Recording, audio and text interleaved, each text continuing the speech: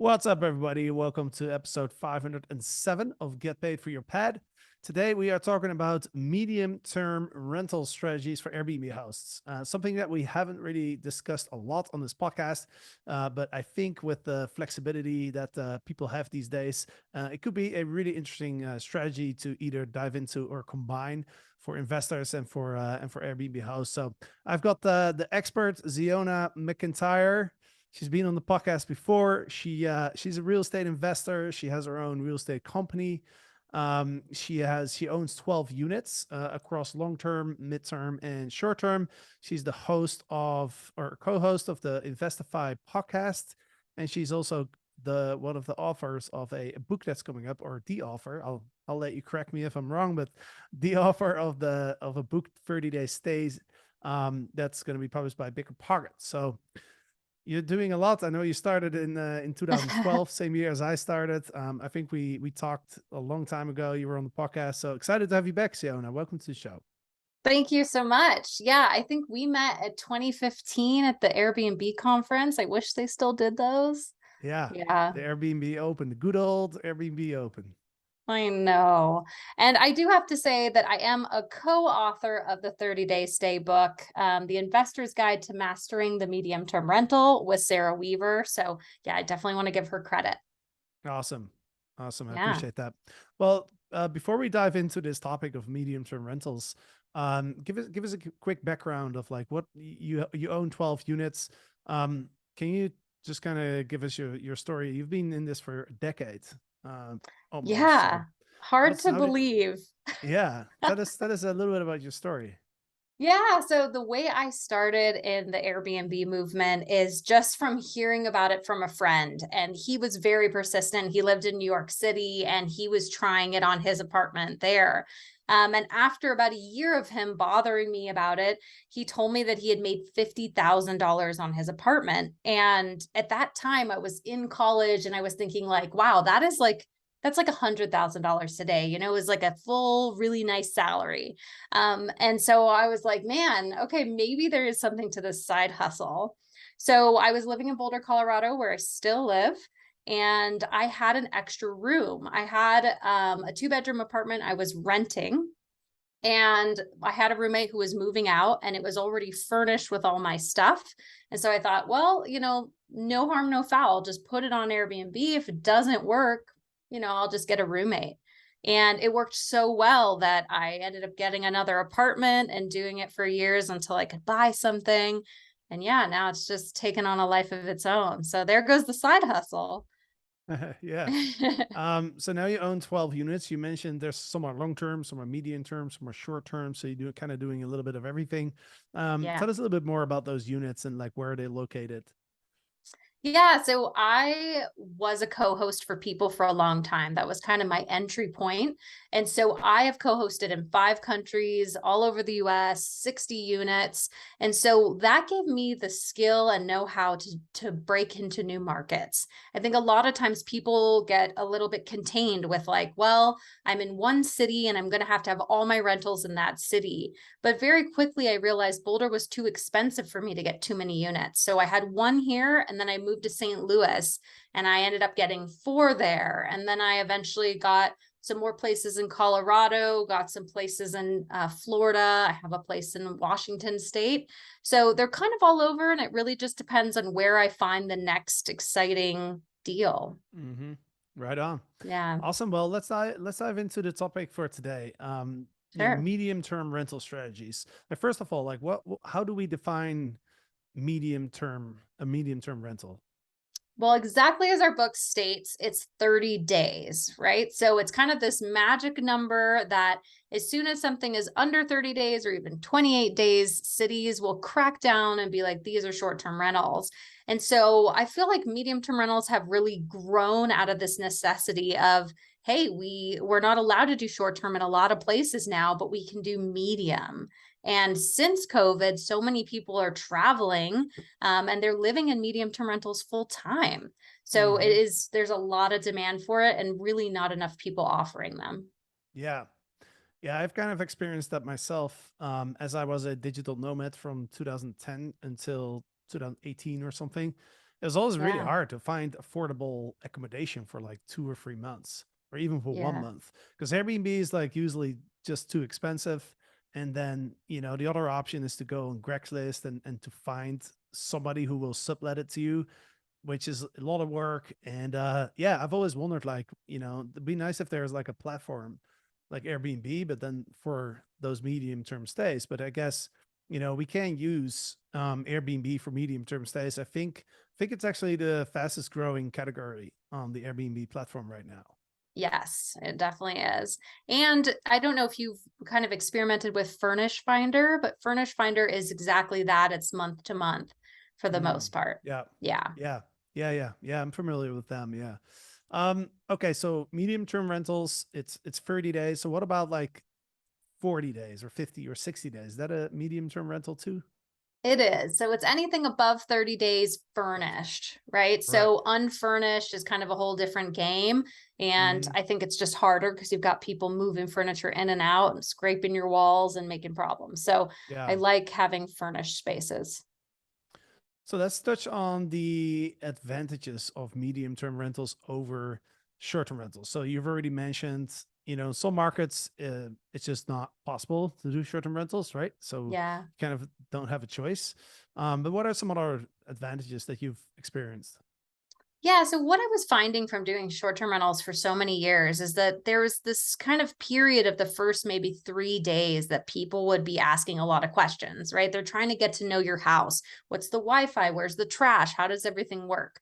But with a medium-term rental, you've got people learning that, and then they might stay 3 months, they might stay 6 months. So you really don't have that much to deal with. You don't have as much communication. You don't have as many check-ins and check-outs. It's just an easier tenant. And so I've come to really like that. Mm-hmm. Sure. Yeah. Is this something that we can combine with short-term rentals? Like, I know a lot of people are in seasonal markets where in the high season, short-term rentals are doing great, but then like, during the low season, often the winter time, it's hard to fill up the units. Like, is this something that we can combine? Yeah, I find that it's actually really perfect because a lot of the tenants are traveling nurses. And so a traveling nurse, they do 13-week assignments and sometimes they'll extend to another 13 weeks. And so that's Mm, about 3 months. And it's just really great because it will fill up that slow season. If you've got a slow pocket somewhere, you can perfectly put a nurse in there and that sometimes gets you through. So rather than having a couple of awkward bookings and a lot of big gaps. So I mhm. find that I like that a lot more. Yeah. Is Furnished Finders, that's a platform that's focused on traveling nurses, right? Yes, but it's kind of become more popular. So it's really just expanded. There's a lot of people that are traveling for tech or they're doing renovations to their house. So you Mhm. you find a lot of different people on there. Yeah. Well, I mean, I was just reading a couple days ago. There's a company called Landing, and we were just chatting about Mhm. it before we start recording. But this is basically a company. They raised $125 million, which is kind of crazy. And what they do is they have like a membership model where people can sign up and then they can stay at any of Landing's apartments for anywhere from like a couple weeks to like a few months. And the whole idea is that you can stay somewhere temporarily for like a reasonable price, but also gives you like the flexibility to move out whenever you want and not be stuck to like fees and contracts and things like that. So there's a lot of money moving into the space. So Yeah. I think it's definitely a really interesting topic right now. Now you have long-term rentals, you have short-term rentals, you have medium-term rentals. What can you Mhm. tell us about the differences in ROI that you're seeing? Yeah, so here's a really general rule of thumb. You've got market rate on long terms. I'd say it's about 1.5 times is what you get on a medium term, and you get about 2 times market rate for a short term. Sometimes it's different than that, but that's a really good general rule. The short terms, there's a lot more expenses. You have to kind of be careful about that. I think people get really dazzled by these large numbers that people talk about, and then they don't realize that, wow, there's a lot of expenses. Mhm. You have a little bit less in medium term. And so, yeah, it's sort of what I like to talk about is like the comfort continuum. If you're going to get really uncomfortable, you're going to make the most money. If you want something super comfortable, you'll make the least. And so Mm, long term with a property manager, yeah, you might not make much, but it's as easy as it comes. And mhm. short term, it's a lot of work, but you might make more money. So you just kind of have to see Yeah. where are you in your investing horizon. Yeah. Um, you mentioned that, midterm rentals also kind of gives you access to areas where short-term rentals are not allowed, right? Yeah. Now we've seen that, you know, urban markets haven't recovered to the extent that like the secondary markets and remote places have recovered. So is that an interesting strategy? Like if you're in a major city, to move into short midterm rentals versus short term? Actually, I think AirDNA said that urban markets are recovering a lot. So, I might be wrong with this, but I think that there's a transition now that as people are moving into this recessionary period, they may be a little less likely to travel to a traditional vacation rental market, but they're still going to go visit their families. Right. And Hmm. so it seems like there's more demand shifting to the urban markets. And with people that are doing digital nomad work or they're just traveling for business, they often want to be close to a city center or close to an office that they might pop in and out of. And so there is a lot of demand in urban markets. And the last thing is traveling nurses, which has really exploded since COVID. And you're not going to see as many of those in more of a rural market or a vacation Hmm. only market. Yeah, for sure. Um, Yeah. so let's say if someone's listening and thinking like, hey, let's try some medium term rentals, like where do we go to get our customer? Is it Airbnb and Furnished Finders? Are there any other places where we can find our customers? Yeah, so I use Airbnb and Furnish Finder first and foremost. Then I'm also on Verbo. So, you can get crazy and go into, there's probably hundreds of sites now that offer marketing, but it's good to know the distinct differences. So, Airbnb, I like it because you can still get really high rates and you can play that seasonal game a little bit more. Furnish Finder is not a booking platform, it's a lead generation. So, what they offer Mm, you is a bunch of people that have searched for your area. They might have searched Denver, 2 bedrooms, this price point, and you have to reach out to them. So, it's a little more mm. work, but it's great. It just gives you like, a list of 30 tenants that you can just blast it off to. So, it works out really well. And it's very cheap. It's $100 a year per listing. Okay. Okay, that makes sense. Yeah, my next question was going to be how do you make sure you sync the calendars between Furnished Finders and Airbnb? But I guess that's not a challenge. You find the leads on Furnished Finder and then you just direct them to your direct booking site or your Airbnb listing. I imagine. Yeah. And it depends if you use like a little bit of a property management software. So I use Hospitable. You can put those new bookings directly into that. And so Hospitable does like auto messaging and it'll send auto messages just to their direct email rather than through Mhm. Airbnb or whatever. Right. So you Yeah, can connect with other sites like that, your Porter and Guesty. yeah. What are some other differences between medium term and short term? You already mentioned it's less work. It might be a good option for seasonal markets. Guests are less demanding. What are some other things that people should keep in mind?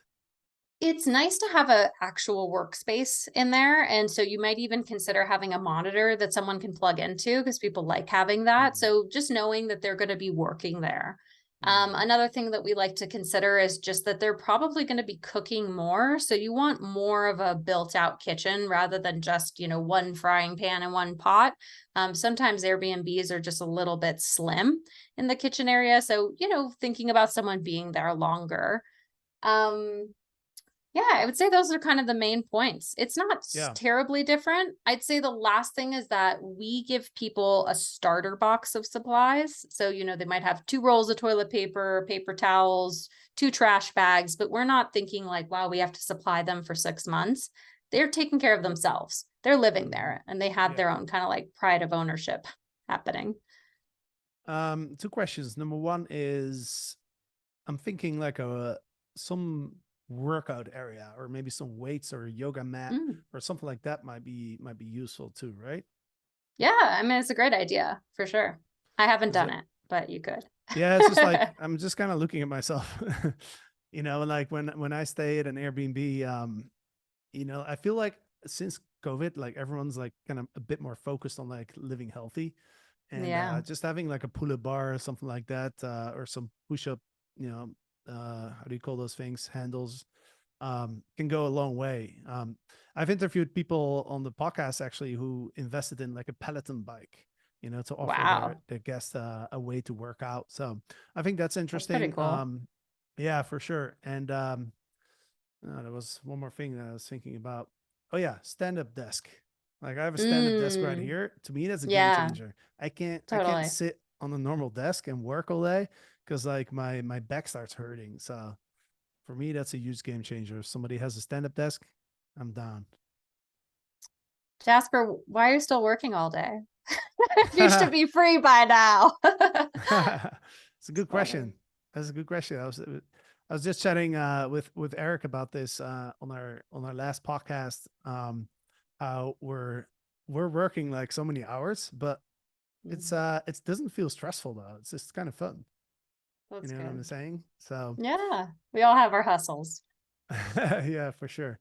We do take a break sometimes though. I will say that. Um, Awesome. Well, we've already touched on quite a bit. Is there anything else that we haven't touched on that comes to your mind? I mean, just to tell people a little bit about the book since that's coming out soon. I like the book a lot because it's a lot of case studies. And so we made it a point to put personal stories in there and case studies from other investors. And so it just makes it a lot easier to read and more fun. So Mm, I'm hoping people are going to enjoy it. But yeah, yeah, I think it's a very accessible strategy. And, I want people to realize that, yeah, there's a lot of details that you can make it better, but the competition out there is not fierce. It is not like short-term rentals, which has become, designers and boutique hotels, and there's a lot of experts in the space.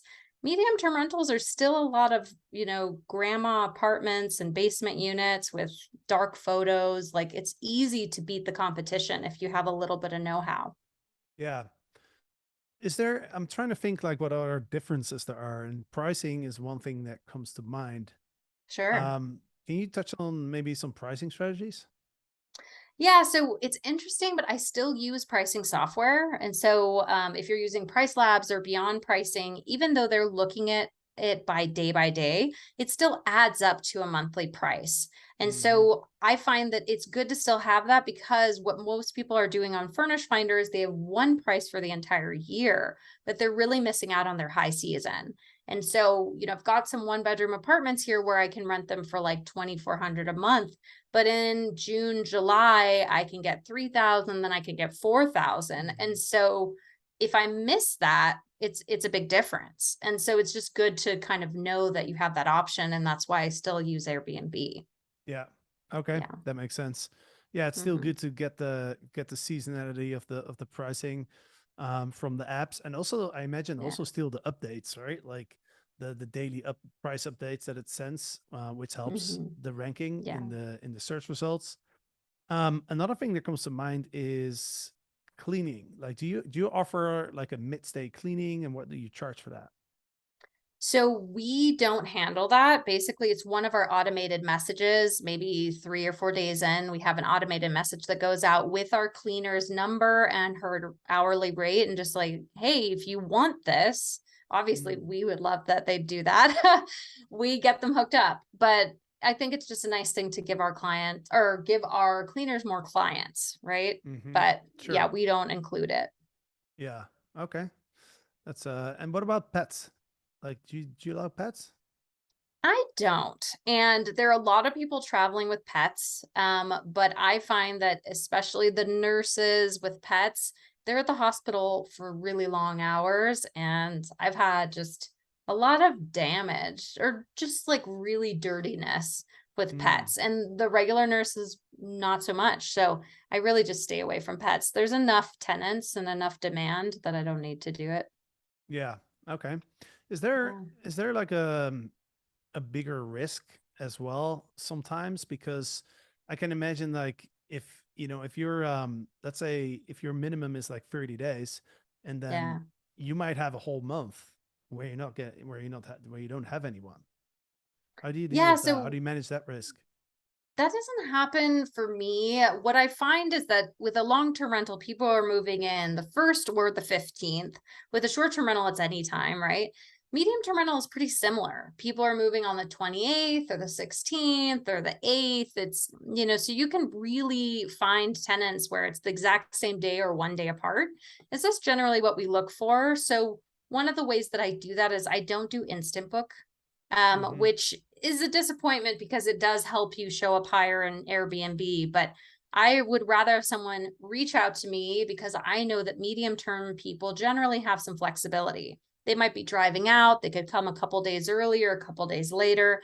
And so I want to like massage those dates with them. Got it.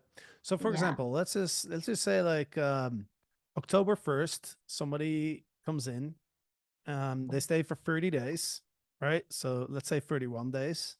I think October is 31, no? Is it? It Maybe is. not. I don't Yeah. know. Anyway, let's say they stay for like till until the end of the month, right? And then let's say you have somebody else moving in on the 15th of November, right? Now you have these 2 weeks where like what would you do there? Are you still allowing like a 2 week booking? Or are you then saying like, okay, well, these 2 weeks we're not gonna be occupied? So it depends. If I'm in a place where I can do short and medium term, then yeah. But for the other ones, I only open the calendar 5 weeks at a time. So I'm not letting people book, in February when I'm still in October, because that will screw up my ability to kind of massage the dates, right? So I'm really trying to keep away the gaps. So I'm just Yeah. not allowing that. Yeah. Yeah. And then also, can you on Airbnb, you set like a minimum night stay of 30 days? Yeah. Hmm. Interesting. Interesting. Okay. And so then if people inquire, you kind of you talk to them, you discuss the dates first through the Airbnb messaging app. You Yeah. see if you can come to an agreement on like the exact dates. And then you'll book that guests. And then after that, you're basically going to be looking, for another guest who's going to stay 30 plus days, kind of starting around the time that that other person is leaving, I imagine, right? Yeah. So if you know for sure that they're leaving, because a lot of times these 30-day guests will say, like, hey, I might extend. And then they keep extending. And I've had people stay Mm, almost a year sometimes, which is great. interesting. Okay. But I tell them I need at least 2 weeks notice. So Two that's weeks when notice. they Yeah. let me know whether they're going to extend or not. And then I'll open the calendar for the next 5 weeks. And the first line I have in Mm, my listings is that this is a month to month rental. If you want longer stays, just let me know. So it's not perfect for the search algorithm because, if they're putting in 60 days or 90 days, they may not see us. So I think people have gotten smart that are doing those longer stays, that they kind of look for minimum 30 days, but then they're a little flexible. got it. Yeah. So they're kind of assuming that they can extend their stay once they're in. Yeah, they check in with you. Yeah. Mhm. Okay. So you keep your calendar closed essentially until two Yeah. weeks before your guest leaves, and then you ask your Yeah. guest like, "Hey, do you want to extend? If not, you open up your calendar for another 5 weeks after the Yeah. guest leaves, right?" Okay, that makes a little sense. And are you able to what's your average occupancy on your midterms? I think that I only have maybe 2 to 3 days in between stays ever. So it's pretty booked. And you're Yeah. pretty much booked up the whole time. Yep. Even through the slow season. It's great. Awesome. Yeah, that's great. And well, how does that compare to your short-term rentals? Short-term rentals, I always think that if it's above 70%, it's good. And of Yeah. course, it has more to do with how much you're able to charge per night and that, because some places they have pretty low occupancy, but they're happy because they make a lot per night. So Hmm. I think it just depends. But even with my short-term rentals, I'm not opening months in advance because I know that if I hit a slow season, I want to try to get a longer term stay. So most of my calendars, I'm just inching open, 5 weeks at a time. Yeah. And Mhm. then what if you get closer to that 5 week period and you don't have a booking yet? Like, do you have any strategies for filling it up last minute? Okay, so I'm gonna tell you my secret. Furnish Finder, right? They give you everybody's email. You can email them within the platform, but it's kind of clunky. So we just email them through Gmail. But what I do in that is instead of having one listing for, or one having a listing per unit, I might have 3 or 4 listings in the same town. So I just have one listing and I send them an email with all the links on Airbnb. Now, what people might not know is that Airbnb SEO is based on clicks. So if you're just shooting it out, even if it's not available, even if whatever, people in there clicking on that is having you show up higher. And so you might get a booking through Airbnb because of it. So yeah, we utilize the clicks. Interesting. Okay. So Mm-hmm. so if I need some more bookings, I could just like ask 100 people to click on my listing, and then that's gonna bump it up in the search results. Yeah. Have you not tried that before? That's why people post them on Facebook and I'm being stuff. too. You just get people to click. I'm just being too honest. You know? Like I don't want to game the system. Yeah, totally. All right, boom. I'm sending out an email tomorrow. Everybody click on my Airbnb listing. That's right. And they'll do Awesome. it. Yeah, that's a interesting strategy. I'm definitely gonna give that a try. Um, Yeah. awesome, Ziona. Well, this is yeah, it was super interesting chatting with you. Any final thoughts when it comes? I know you're focused on investing with your podcast. You know, any final thoughts you want to share? Yeah, I believe that real estate is our quickest way to financial independence. And so I think that like as soon as someone can get started, you don't have to move fast. You don't have to have 100 units, but just get yourself a place. And then, maybe in a couple years, get the next place and have a little bit of a plan. And you're bound to be free. You're bound to have a good retirement. So Yeah. it's that easy. Yeah, no, totally agree with that. I think we both kind of in the same boat when it comes to owning real estate. I think we both see the Mhm. value in that, especially now. Yeah. You look at inflation, and I was talking to my mom the other day, and we were talking about like the amount of money that my parents paid for their home, like Mm. 30 years ago, and it's just mind blowing. It's absolutely mind Yeah. blowing, right? And then you see like how acquiring real estate, especially at a young age, by the Yes, time you're totally. retiring, that thing is just going to be worth so much more, right? Than what you paid for it. So Yeah. definitely, yeah, definitely wealth is being generated by owning real estate. I think that's a good message to end this podcast with. So Hmm. thanks so much for joining and where can we find your new book? And by the way, did you say I'm also in your book or no? You are in my book. Yay. Hey. So you did a case study for me years ago on my blog. So I kind of adapted the story and put you in as a case study. So I should shoot you a copy of the book. I will do that. The book is coming out through Bigger Pockets. We've got pre-sale starting towards the end of September, and then it'll officially launch in early November. So take a Awesome. look. Yeah. All right. Well, I'm excited to read it, and I look Great. forward to receiving that copy. Yay. Awesome. Thank you so much, Siona. And to the listeners, thank you for listening. Hope you enjoyed this episode about medium-term rental strategies. And of course, on Friday, Eric and I will be back with an episode of STR Conversations. So have a great week, and we'll see you on Friday.